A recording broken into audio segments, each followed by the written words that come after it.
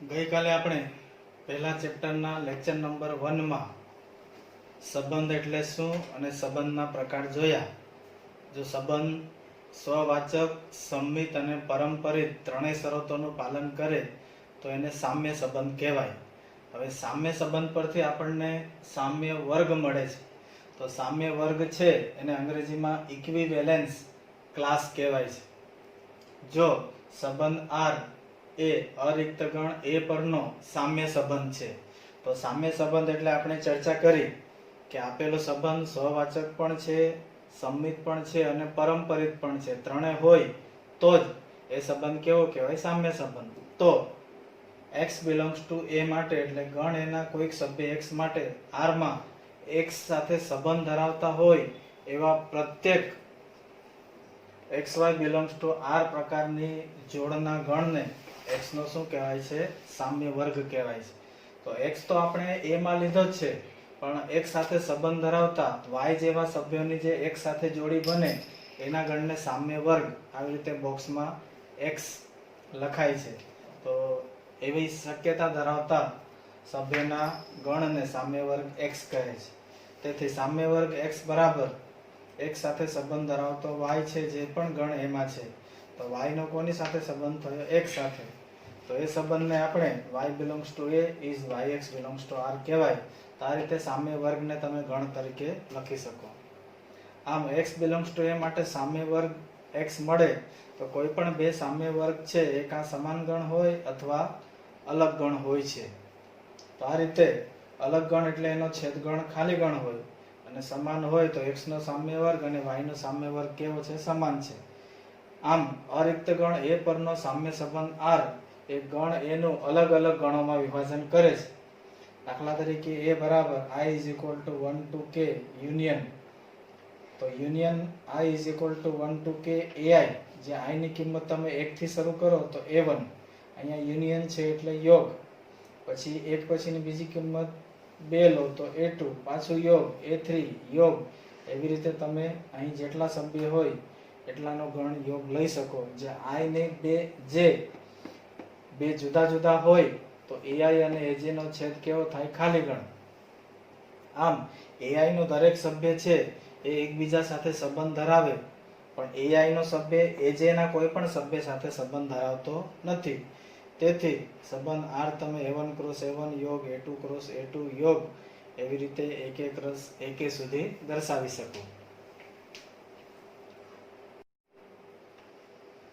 વિસંમિત સંબંધ આપણે આ કોર્સમાં નથી, પણ નોંધ તરીકે યાદ રાખજો. એને અંગ્રેજીમાં એન્ટી સિમેટ્રિક રિલેશન કહેવાય. અરિક્ત ગણ A પરના સંબંધ R માટે જો AB belongs to R જોડી હોય અને તેને ઉલટાવતા મળતી જોડી BA belongs to R પણ હોય તો આ બંને જે સભ્યો છે A અને B કેવા થવા જોઈએ? સમાન. તો આવા પ્રકારના સંબંધને આવા પ્રકારના સંબંધને આપણે A પરનો શું કહેવાય છે? વિસંમિત સંબંધ. એટલે જોડી અને તેને ઉલટાવતા જોડી જો બંને R માં હોય તો આ જે બે સભ્યો લીધા એ સમાન થાય તો અને તો જ એ વિસંમિત સંબંધ થાય. દાખલા તરીકે ગણ A પર 3 સભ્યો છે તો આપણને A ક્રોસ A બરાબર કેટલા? 9 જોડી મળે. એટલે એના પર 2 ની 9 ઘાત જેટલા સંબંધો થાય.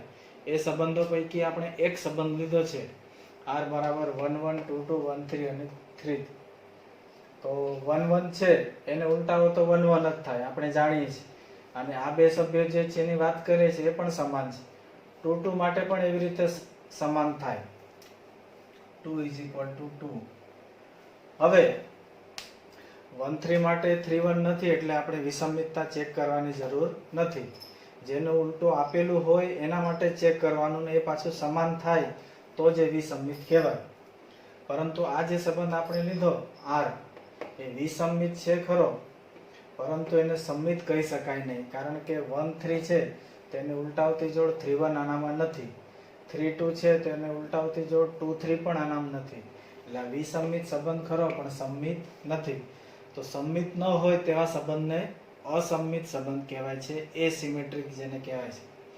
ત્યારબાદ તદ્દેવ સંબંધ, જેને આઇડેન્ટિટી રિલેશન પણ કહેવાય, કે અરિક્ત ગણ A પરના સંબંધો પૈકી જેમાં જોડી સમાન આવતી હોય x x y y વગેરે, તો આવી સમાન જોડી જે છે એ ગણ એમાં હોય તો આવા સંબંધને સામ્ય સંબંધ કહેવાય. અને આવી રીતે ગણનો પોતાના પર જ જે સંબંધ થતો હોય એવા સંબંધને તદેવ એટલે કે આઈડેન્ટિટી રિલેશન, એને એ પરનો સંબંધ છે એટલે આઈ એ કહેવાય, બી પરનો સંબંધ હોય તો આઈ બી કહેવાય, આર પરનો સંબંધ હોય તો આઈ આર કહેવાય. તેથી તદેવ સંબંધ આઈ એ બરાબર આ જે સભ્યો છે જે સમાન છે એ કોનામાં હોવા જોઈએ? એમાં. વાય વાય છે તો વાય તમે અહીંયા બી લીધા તો બી હોવું જોઈએ. આમ એ પરના બધા જ સંબંધો પૈકી જેમાં સૌથી ઓછી સભ્ય સંખ્યા ધરાવતો સામ્ય સંબંધ હોય તો એને તદેવ સંબંધ કહેવાય. સ્વાધ્યાય 1.1 માં પહેલો પ્રશ્ન છે, આપેલા સંબંધો સ્વવાચક, સંમિત કે પરંપરિત આ ત્રણ પૈકી કયા સંબંધ છે તે આપણે નક્કી કરવાનું છે. તો પ્રથમ પ્રશ્ન છે ગણ એ બરાબર 1 2 3 અપ ટુ 14 એટલે 1 થી 14 સભ્યો છે, એનો સંબંધ આર છે. તમે a ક્રોસ a ની એવી જોડી લો xy કે 3x y બરાબર 0 થાય. તો અહીંથી તમે x અને y ના સભ્ય એવા પસંદ કરવાના છે કે જેનો 3x y બરાબર 0 થાય. તો અહીં ગણ a માંથી x અને y આપણે લીધા કોઈ પણ, તો આપણને સંબંધ આપેલો છે 3x y બરાબર 0. તો y ને તમે સામે લો તો y બરાબર શું થઈ જાય? 3x. તો એનો મતલબ તમે x બરાબર અહીંથી 1 લીધા તો 1 ગુણ્યા 3 એટલે y બરાબર કેટલા થાય? 3. એટલે 1 ને 3. x બરાબર 2 લો તો 2 તેરી 6. x બરાબર તમે 3 લો તો 3 તેરી 9. x બરાબર 4 લો તો 4 તેરી 12. x બરાબર 5 લો 5 તેરી 15 થઈ જાય, પણ 15 અહીંયા ગણ એમાં નથી એટલે તમે આ ચાર જ જોડીઓ લઈ શકો. હવે આપણે ગણ એનો પહેલો સભ્ય લીધો 1, તો સ્વવાચક માટે તમે જે એમાંથી સભ્ય લીધો એનો બીજો સભ્ય ઈનો એ જ થવો જોઈએ, એટલે બે જોડી કેવી થવી જોઈએ? સમાન. તો 1 માટે અહીંયા બે જોડી સમાન થાય એવો એક પણ જોડ નથી, એટલે 1 1 ની જોડી r માં નથી. એવી રીતે તમે 2 માટે કહી શકો 2 2 નથી. એવી રીતે 3 માટે તો બધું આપણે ચેક કરવા બેસીએ નહીં. તો તમે સંકેતમાં લખો કે એ થાય એવી કોઈ જોડ r માં નથી. તેથી સંબંધ r એ ગણ એ પર સ્વવાચક સંબંધ નથી. એ પહેલો પ્રકાર આપણે ચેક કર્યો. હવે તમારે ચેક કરવાનું છે સંમિત. તો સંમિત માટે તમારે અહીંથી કોઈ પણ એક જોડ પસંદ કરો. 1 3, તો 1 3 ને ઉલટાવતા શું થાય? 3 1. તો 3 1 આનામાં નથી, તો બાકીની જોડ ચેક કરવાની જરૂર રહેતી નથી. પણ તમે જોઈ શકો છો 2 6 નું 6 2 નથી, 3 9 નું 9 3 નથી. તો આ રીતે r એ પર સંમિત પણ નથી. એવી રીતે તમે અહીં બે જોડી એક સાથે લેવાની. 1 3, પછી 3 થી શરૂ થાય એવી જોડી કઈ છે? 3 9. તો તમે આ બે જોડી લઈ શકો. તો 1 3 અને 3 9, 1 3 અને 3 9 લીધા આપણે. તો હવે એના છેલ્લા સભ્ય લો 1 અને 9. તો 1 9 છે r માં હોવા જોઈએ, તો 1 9 r માં નથી. તેથી તમે કહી શકો કે AB belongs to R છે, BC belongs to R છે, પણ A અને C belongs to R નથી. એટલે આ સંબંધ છે એ પર પરંપરિત નથી. આ જ રીતે તમે એક એક્સ્ટ્રા દાખલો આપેલો છે a બરાબર 1 થી 15, જ્યાં xy 5x y આ છે એનું સાદુરૂપ આપી દીધું y 5x. એ સ્વવાચક, સંમિત કે પરંપરિત છે કે નહીં ચેક કરો. બીજો પ્રશ્ન છે ગણ n પર વ્યાખ્યાયિત. ગણ n એટલે 1 2 3 4 5 થી અનંત. એનો સંબંધ છે xy ની એવી જોડી લો જ્યાં y બરાબર x માં 5 ઉમેરવાથી બનતો સભ્ય થાય. જ્યાં x ના સભ્ય તમારે 4 થી નાના જ લેવાના, એટલે 1 2 3 જ લઈ શકો.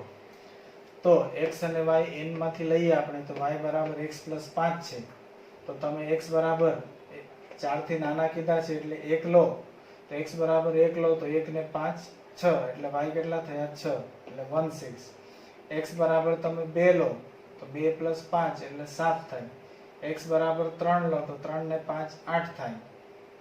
અને 4 થી નાના કીધા છે તો 4 થી નાના એટલે 4 વાળી જોડ આપણે લઈ શકીએ નહીં. 1 2 3 માટે જ લેવાના થાય. અહીંયા ઇક્વલ ટુ હોય તો લઈ શકાય. હવે તમે જુઓ તો 1 છે એ ગણ n નો સભ્ય છે.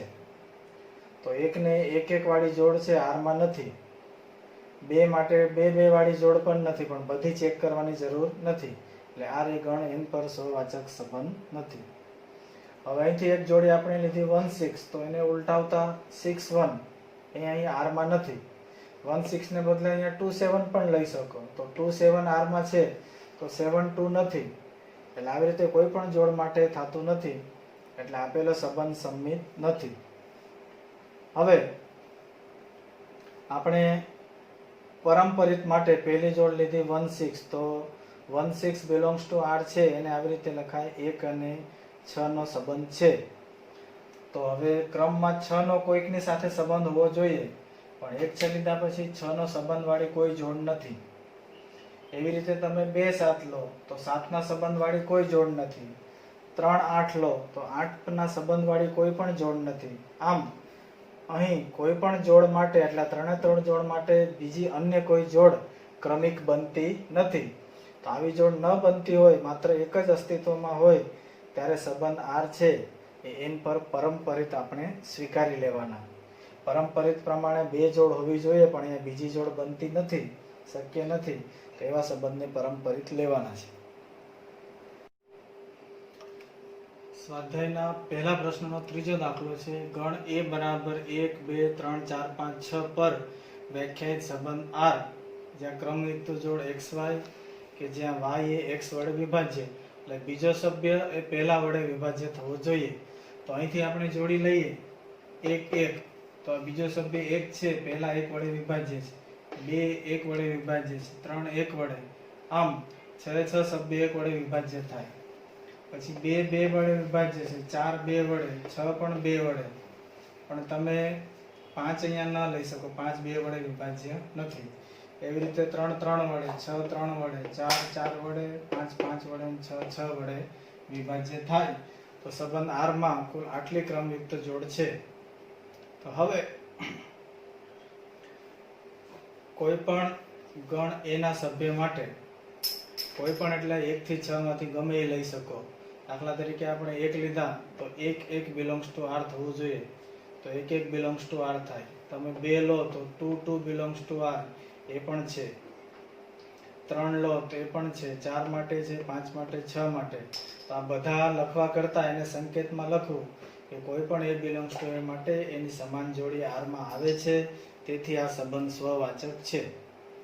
પછી આપણે સમાન જોડી તો લીધી, હવે બીજી જોડી લઈએ 1 2, તો 2 1 વડે વિભાજ્ય છે, તો એને ઉલટાવીએ 2 અને 1, તો 1 ને પાછું 2 વડે ભાગી શકાય નહીં, તો આવી 2 1 વાળી જોડી આનામાં નથી, એટલે આ સંબંધ સંમિત નથી. એવી રીતે તમે 1 3 1 4 ગમે એ માટે, પણ નથી એ એક માટે હોય તો બાકીના ચેક કરવાની જરૂર રહેતી નથી. હવે 3 સભ્ય લીધા XY Z ગણ A માંથી, તો આપણે બે સભ્ય તો પરંપરિત માટે લઈ જ લેવાના કે XY R માં છે અને YZ પણ R માં છે.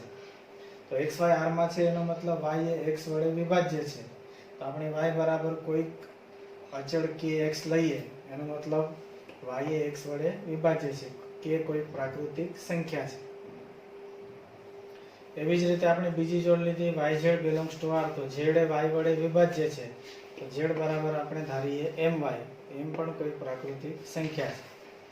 તો હવે Z My માં આપણે y ની કિંમત કેટલી જાણીએ છીએ kx, તો y ને બદલે kx લઈએ તો Z બરાબર mkx થાય. તો m અને k નો ગુણાકાર છે, જો k m n માં હોય તો એનો ગુણાકાર પણ n માં આવે, તો Z પણ x વડે વિભાજ્ય થાય. તો એનો મતલબ xy belongs to R, yz belongs to R, તો xz બિલોંગ્સ ટુ પણ R થઈ જાય. તેથી R એ A પર કેવો છે? પરંપરિત છે. ગણ Z એટલે એનામાં તમે ધન ઋણ શૂન્ય બધી સંખ્યા લઈ શકો. એમાં સંબંધ છે કે જે જોડી લો એની બાદબાકી પણ Z માં હોવી જોઈએ. તો આપણે Z નો કોઈક સભ્ય લીધો તો એના એ સભ્યની બાદબાકી હંમેશા 0 થાય, અને 0 એ Z માં આવે જ, પૂર્ણાંક સંખ્યા છે. એટલે કોઈ પણ જોડી માટે R એ Z પર કેવો છે? સ્વવાચક. પછી તમે Z ના કોઈ પણ બે સભ્ય લો તો એની બાદબાકી છે કોઈક અચળ સંખ્યા આવે, તો બે પૂર્ણાંકની બાદબાકી પૂર્ણાંક જ થાય, એટલે એને આપણે જે અચળ સંખ્યા ધારી એને Z કહી શકાય. એને ઉલટાવો તો એની બાદબાકી જે છે એ ઋણમાં થાય, તો ઋણ એ ઝેડમાં આવે જ. એટલે આપેલો સંબંધ xy બિલોંગ્સ ટુ r હોય તો એને ઉલટાવો તો પણ r માં થાય જ. માટે r એ ગણ ઝેડ પર કેવો છે? સમિત છે. આમ કોઈ પણ ગણની બાદબાકી લો તો ઝેડમાં આવે અને એને ઉલટાવો તો પણ ઝેડમાં આવે. હવે 3 સભ્ય માટે xy બિલોંગ્સ ટુ r એટલે કે x અને y ની બાદબાકી r માં છે, y અને z ની બાદબાકી પણ r માં છે.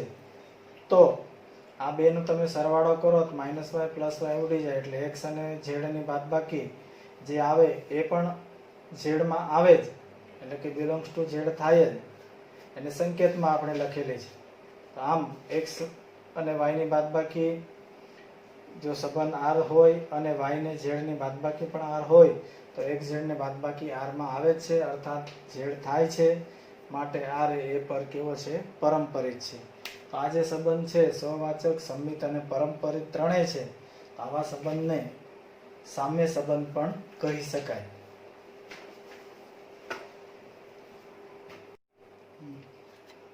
હવે સ્વાધ્યાયનો આપણે પહેલા પ્રશ્નનો 5મો વિભાગ છે. ગણ એ બરાબર કોઈ ચોક્કસ સમયે કોઈ એક જ નગરમાં વસતા મનુષ્ય, એટલે કે એક જ ગામમાં રહેતા મનુષ્યનો ગણ છે. તો એના પર વ્યાખ્યાયિત સંબંધ r છે. તો એ ગામમાંથી x અને y બે વ્યક્તિ એવી છે જે x અને y એક જ સ્થળે એટલે કે એક જ જગ્યાએ કામ કરે છે. તો આપણે ગણ એના બે સભ્ય xy લીધા જે x અને y એક જ સ્થળે કામ કરતી હોય એવી વ્યક્તિ છે.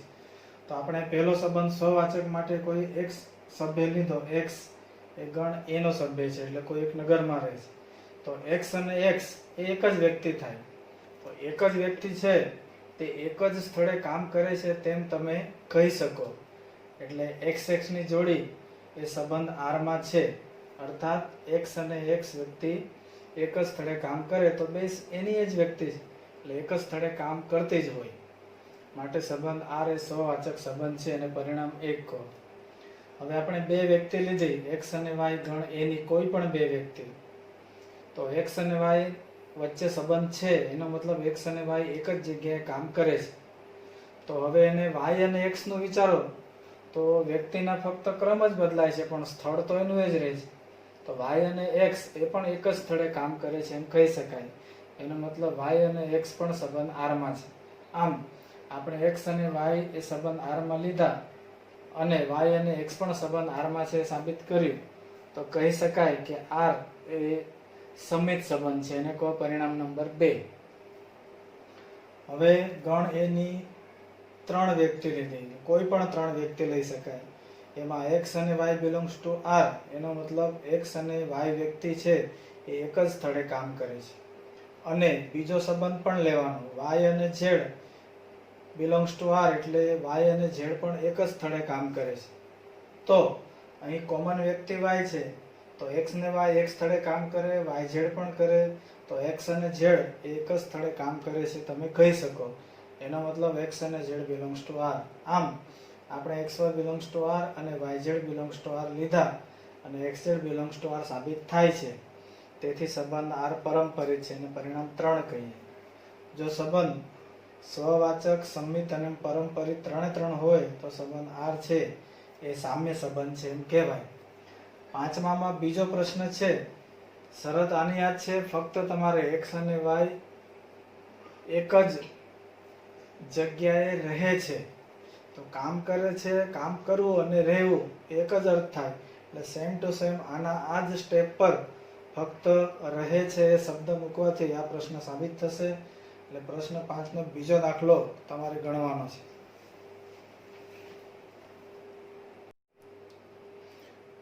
પ્રશ્ન 1 ના 5માનો સી પ્રશ્ન. ગણ એ કોઈ એક નગરના વ્યક્તિ છે અને એનો સંબંધ r બરાબર x અને y બે વ્યક્તિ એવી છે એમાં x ની ઊંચાઈ એ y ની ઊંચાઈ કરતા 7 સેમી વધુ. એનો અર્થ એવો થાય કે x ની ઊંચાઈ માઇનસ y ની ઊંચાઈ 7 સેમી જેટલી થાય. તો આપણે પહેલો સંબંધ જોઈએ. For all x belongs to a એટલે ગણ a ના દરેક સભ્ય માટે x અને x એ કોઈ એક જ વ્યક્તિ થાય. તો x ની ઊંચાઈ ઓછા x ની ઊંચાઈ એટલે એની એ જ વ્યક્તિની ઊંચાઈનું બાદબાકી છે 0 થાય. પણ આપણી શરત પ્રમાણે 7 થવા જોઈએ એ થતા નથી. એટલે xx છે સમાન જોડી એ સંબંધ r નો સભ્ય નથી. એટલે r એ ગણ એ પર સ્વવાચક સંબંધ નથી.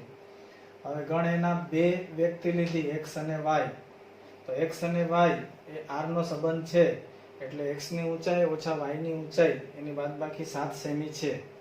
તો હવે એને ઉલટાવીએ તો y ની ઊંચાઈ ઓછા x ની ઊંચાઈ. તો ક્રમ બદલાવાથી ઊંચાઈ -7 સેમી થાય. પણ થવી કેટલી જોઈએ 7 સેમી એ થતું નથી. એટલે yx છે એ r નો સભ્ય નથી. xy લીધા પણ yx થતા નથી. એટલે r એ ગણ એ પર સંમિત સંબંધ નથી. હવે ગણ એની ત્રણ વ્યક્તિ લીધી x y અને z. એમાં પહેલો સંબંધ છે x અને y એ સંબંધ r ના સભ્ય છે. તો x ની ઊંચાઈ ઓછા y ની ઊંચાઈ 7 સેમી લેવાની. અને yz belongs to r એટલે y ની ઊંચાઈ ઓછા z ની ઊંચાઈ પણ 7 લેવાની. પણ હવે આ બેનો સરવાળો લઈએ તો -y અને +y કેન્સલ થાય. તો x ની ઊંચાઈ ઓછા z ની ઊંચાઈ તો 7 અને 7 કેટલા થાય 14 સેમી. પણ આ બેની ઊંચાઈનો તફાવત છે કેટલો થવો જોઈએ 7. તો 14 ને 7 સમાન નથી. એટલે xz એ r નો સભ્ય થશે નહીં. આમ xy belongs to r અને yz belongs to r લીધા તો પણ xz belongs to r થતા નથી. એટલે r એ પરંપરિત સંબંધ નથી. આમ આ સંબંધ સ્વવાચક પણ નથી, સંમિત પણ નથી અને પરંપરિત પણ નથી. તો પ્રશ્ન આ રીતે હોય કે સ્વવાચક, સંમિત, પરંપરિત ત્રણેય ન હોય તેવા સંબંધનું ઉદાહરણ. તો આ તમે યાદ રાખી શકો. તો પ્રશ્ન 1 નો 5માનો ડી r બરાબર xy એટલે x અને y બે વ્યક્તિ એવી છે જેમાં x એ y ની પત્ની છે. તો આપણે a માંથી એક સભ્ય લીધો x. તો સમાન જોડી માટે x અને x એ કોઈ પણ એક જ વ્યક્તિ થાય. તો x એ x ની એની એ જ વ્યક્તિ એની પત્ની થાય એ શક્ય નથી. એટલે xx belongs to not belongs to r. તેથી r એ ગણ એ પર સ્વવાચક સંબંધ નથી.